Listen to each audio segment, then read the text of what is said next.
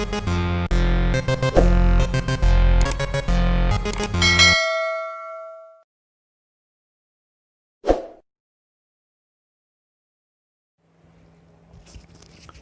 Friends, आपका एक बार फिर से स्वागत है इन्फिनिटी क्लासेस में। और आज हम बाल विकास के नेक्स्ट जो पॉइंट है उस पे चलते हैं। नेक्स्ट पॉइंट है अभिवृद्धि एवं विकास। अभिवृद्धि एवं विकास, ये हमारा आज का बिंदु है। अभिवृद्धि एवं विकास, सामान्यतः हम अभिवृद्धि एवं विकास का एक ही अर्थ लगा लेते हैं, दोनों को एक ही समझ लेते हैं, सामान्यतः एक ही। लेकिन इनमें अंतर होता है, पर्याप्त अंतर होता है। अंतर इनमें पर्याप्त होता है। और किस प्रकार से होता है, देखिए कि अभिवृद्धि की जब हम बात करते हैं, हम बात करते हैं अभिवृद्धि की। जब हम अभिवृद्धि की बात करते हैं तो हम बात करते हैं शारीरिक वृद्धि की।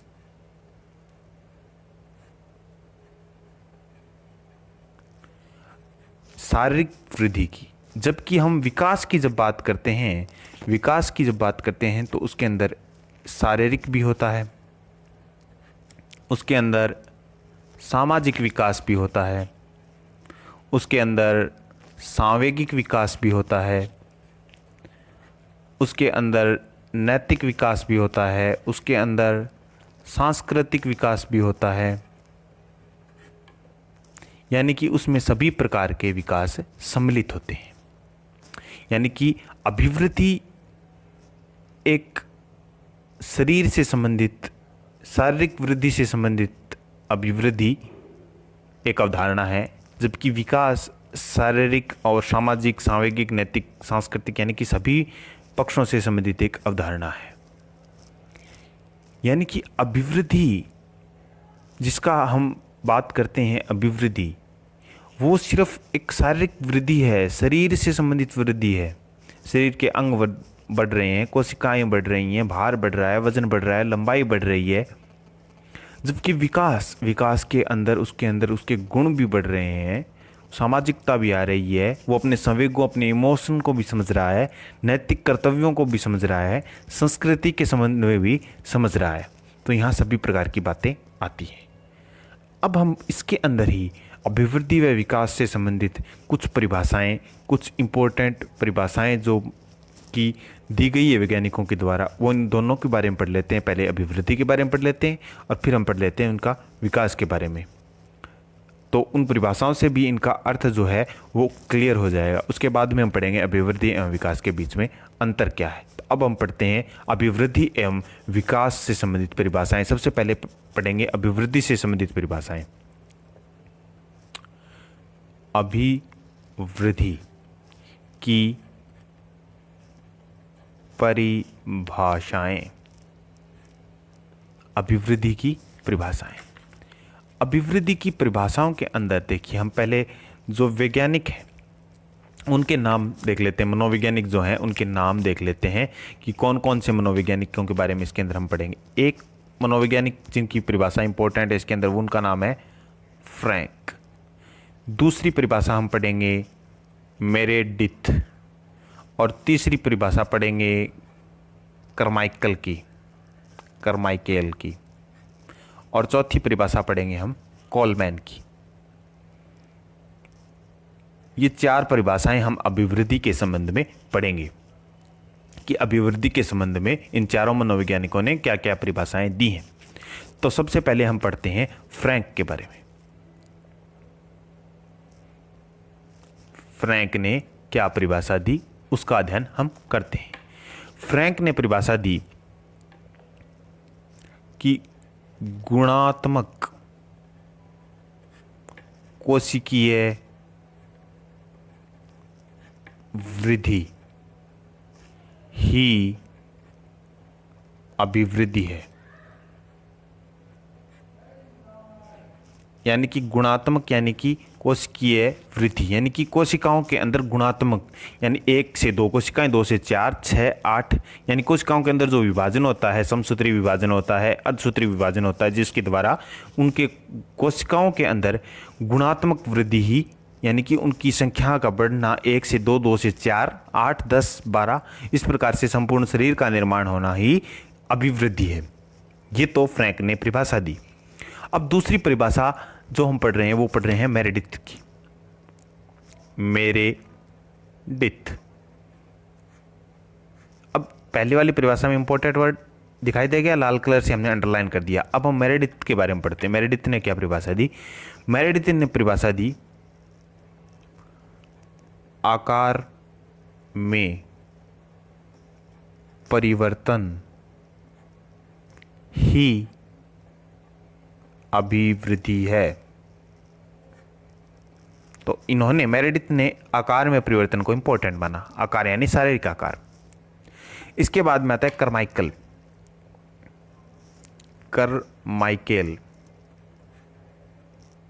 करमाइकल ने कहा कि परिमाणात्मक परिवर्तन अभिवृद्धि है,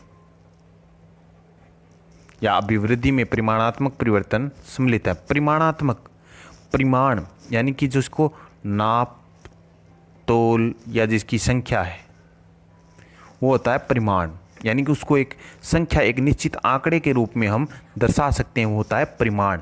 यानी कि परिमाणात्मक परिवर्तन वे परिवर्तन जिनको हम नाप सकते हैं, जिनको हम नाप कर दिखा सकते हैं, ये 1 है, 1 से 2 हो गया, या इसका वजन आज 4 था ये 8 हो गया, या तोल सकते हैं, नाप सकते हैं इसकी लंबाई जिसके 4 से 6 मीटर हो गई, तो ये हम नाप सकते हैं। तो ये इस प्रकार के परिवर्तन अभिवृद्धि के अंदर सम्मिलित होते हैं। एक परिभाषा और रहती है, वो है कोलमैन के अनुसार। एक परिभाषा शेष रहती है, वो आती है कोलमैन के अनुसार। कोलमैन ने क्या परिभाषा दी?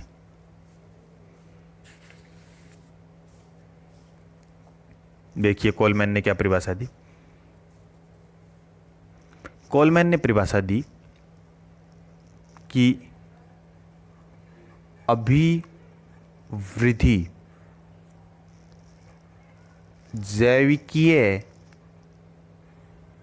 नियमों पर आधारित होती है।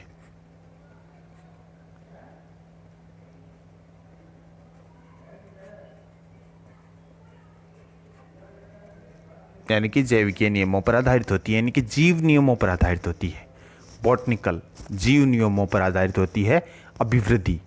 ये बात थी अभिवृद्धि की परिभाषाओं से संबंधित, जिनसे एक ही निचोड़ समझ के आता, निकल कर आता है, समझने से आता है कि शरीर से संबंधित परिवर्तन जो है, शारीरिक परिवर्तन जो है, वो उसकी अभिवृद्धि के अंदर सम्मिलित है। उसके बाद में दूसरा भाग, दूसरा पार्ट जो विकास है, विकास की परिभाषाएं में पढ़नी है, वो पढ़ते हैं। विकास की परिभाषाएं।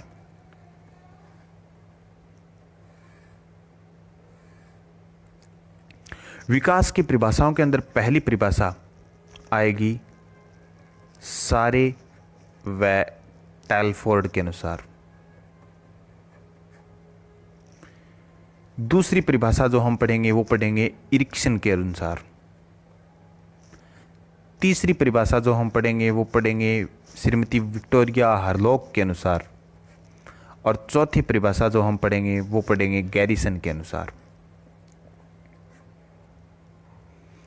4 मनोवैज्ञानिकों की बात करेंगे। पहले की बात करते हैं। पहले जो 2 मनोवैज्ञानिक उन्होंने मिलकर परिभाषा दी है सारे व टेलफोर्ड के अनुसार। सारे व टेलफोर्ड क्या परिभाषा देते हैं विकास की, उसके बारे में बात करते हैं। ये कहते हैं विकास एक जटिल प्रक्रियाओं का समूह है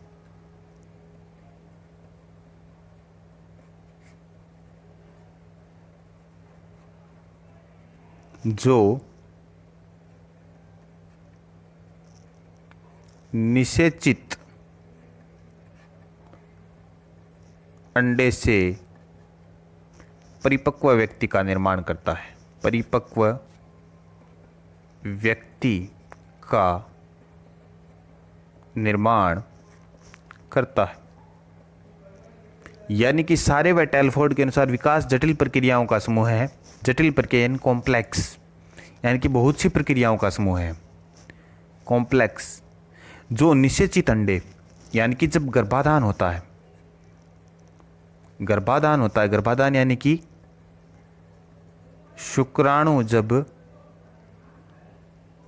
अंडाणु में प्रवेश करता है तब अंडा निषेचित हो जाता है। जीव बनने की प्रक्रिया प्रारंभ होती है, यानी अंडा निषेचित हो जाता है। उस प्रक्रिया यानी कि निषेचन की प्रक्रिया द्वारा निषेचित अंडा प्राप्त होता है और उस निषेचित अंडे से परिपक्व व्यक्ति, यानी कि व्यक्ति के सभी प्रकार के विकास को संपूर्णता हासिल कर लेता है। वैसे तो विकास जीवन भर चलता रहता है, लेकिन एक प्रकार से परिपक्वता की स्टेज हासिल कर लेता है, उस तक का निर्माण करता है विकास की प्रक्रियाओं के माध्यम से। ये सारी बात टेलफोर्ड ने बताया। दूसरी परिभाषा जो दी गई है, दूसरी परिभाषा दी गई है हमारे इरिक्सन के द्वारा।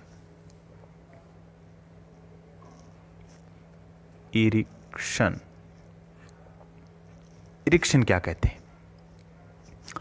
इरिक्सन कहते हैं कि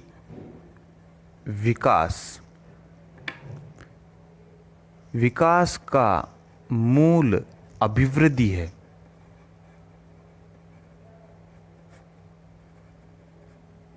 लेकिन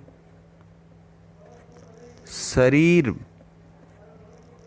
का आकार बढ़ना विकास नहीं है।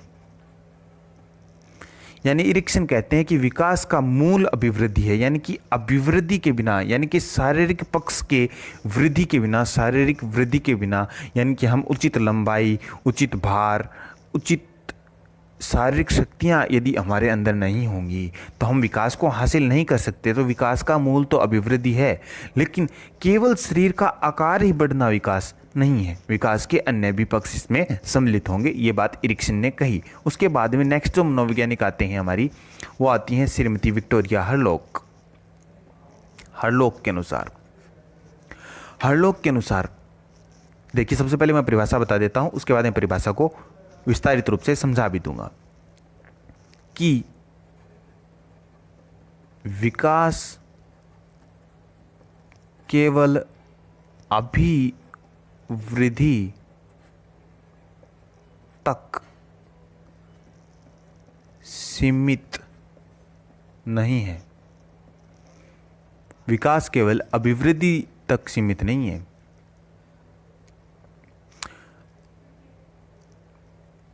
यह परिपक्वता की ओर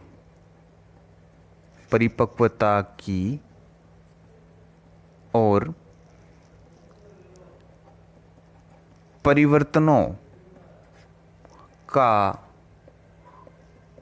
प्रगतिशील क्रम है,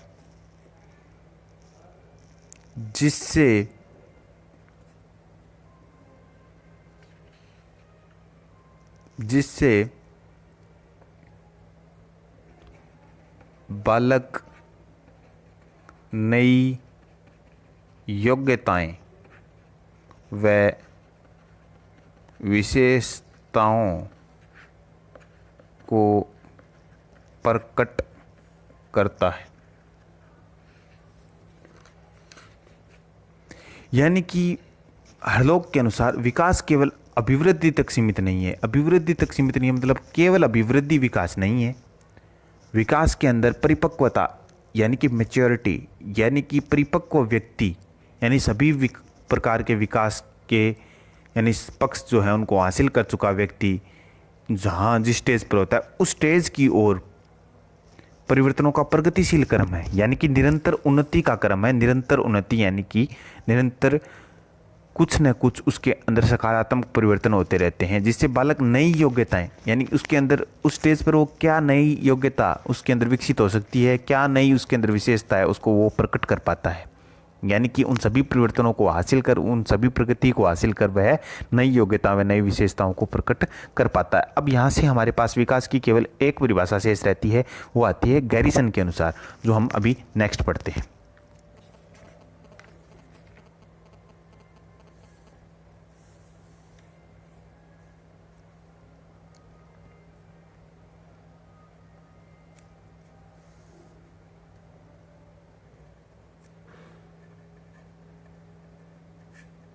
गैरिसन। अब गैरिसन क्या कहते हैं? गैरिसन कहते हैं कि विकास एक अवस्था से दूसरी अवस्था में होने वाले गतिशील परिवर्तन है। यानी कि जो गतिशील परिवर्तन है एक अवस्था से, वन स्टेज यानी कि एक स्टेज से दूसरी स्टेज में, यानी कि शैशवावस्था से हम बढ़ेंगे बाल्यावस्था की ओर, बाल्यावस्था से किशोरावस्था और किशोरावस्था से प्रौढ़ावस्था की ओर। तो ये जो परिवर्तन है एक स्टेज से दूसरी स्टेज में जाने में गतिशील जो परिवर्तन होंगे वो विकास है, ये बात कहते हैं गैरिसन। अब हम इसके